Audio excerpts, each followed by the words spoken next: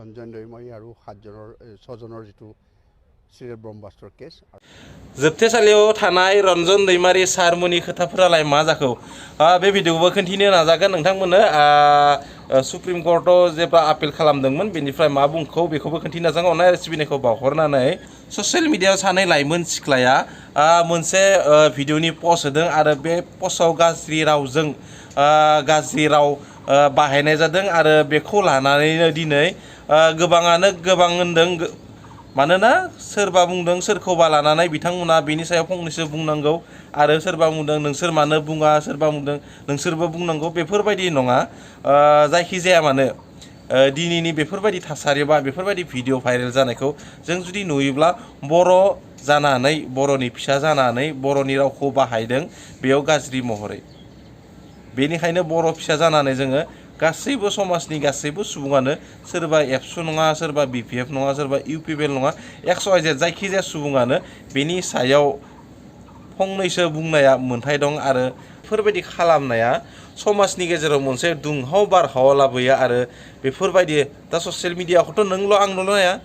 आंनि आइ आफायाबो नायो बा नोंनि आइ आफायाबो नायो आदाया बाजैयाबो नायो फंबाय बिनानावमोन उन्दै उन्दै बैसोनि गथ'फोराबो नायो आरो बेफोरनिफ्राय मा मेसेज मोनगोन बेफोरबायदि भिडिअफोरखौ नुबा आरो बेनिखायनो बेफोर भिडिअफोरखौ होनाङा आरो मोननैसो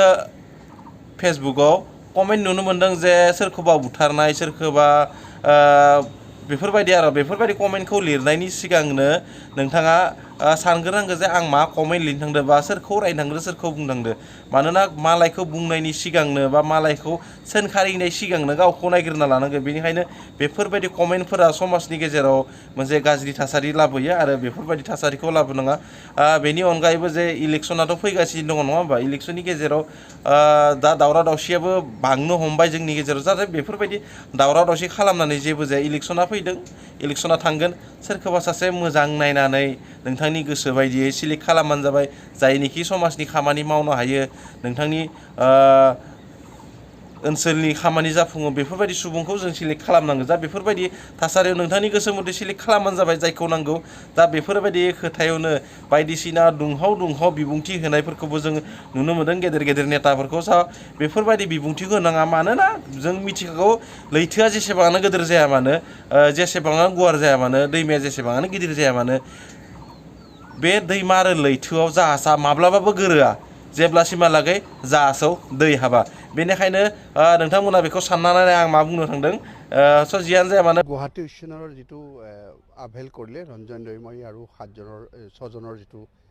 সিৰিয়াল বম্বাস্টাৰ কেছ আৰু সেই ভিত্তিত আমি